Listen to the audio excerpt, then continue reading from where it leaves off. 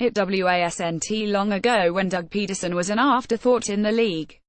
People all over the country doubted him. Now he's changing the NFL, after using his aggressive style and forward-thinking approach to take the Eagles to the Super Bowl and take down Tom Brady and the Patriots. The rest of the NFL isn't doubting him anymore.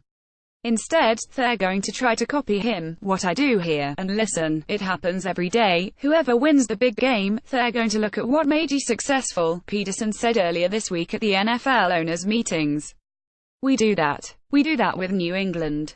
We do that with Atlanta. We do that with Green Bay. We do that with teams that make it there, so I know teams are studying our offense to try to figure out what we were doing, whether it was RPO or play-action pass, and try to figure that kind of stuff out. The only two guys that I know right now that want to maintain the aggressiveness are Frank Reich and John DeFilippo. That's because he helped create them, while Pederson and a ton of other notable coaches in the NFL are branches from the Andy Reid coaching tree. Pederson is already starting to create a coaching tree of his own.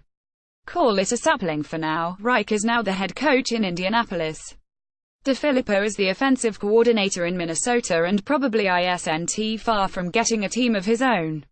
And back in Philly, Pederson is grooming coaches like Mike Groh and Press Taylor in the same way Reid once groomed him. Coming off 2 years as the Eagles' offensive coordinator under Pederson, Reich was asked this week what lessons he learned from his former boss as a play caller, really continuing to put it on the players. Reich said, "That's what this game is about.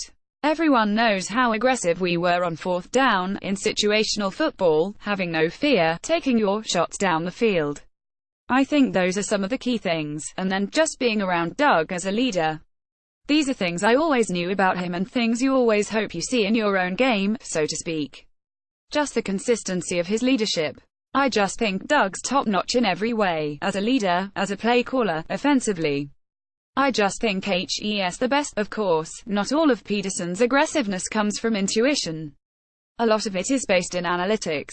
The Eagles have been open to the use of analytics for many years, and owner Jeff Lurie pushed hard to make sure the next coach was open to them too. Pederson took things a step further, by having analytics voices in his ear during games. While the mathematics aren't the final decision maker, Pederson clearly listened to what the numbers tell him. He said he wants to have every bit of information he can before making a decision to go for it on fourth down, or in a certain situation. There are at least a couple coaches in the league we know will copy that aggressiveness. There's no question there was a byproduct of working in Philly and seeing how sometimes conventional football wisdom can sometimes be challenged and it needs to be updated in ways, Reich said. And seeing how that played out in Philly in 2 years is certainly something I learned in the last 2 years. Between the use of analytics and Pederson's sometimes unconventional aggressiveness, he's created his own style.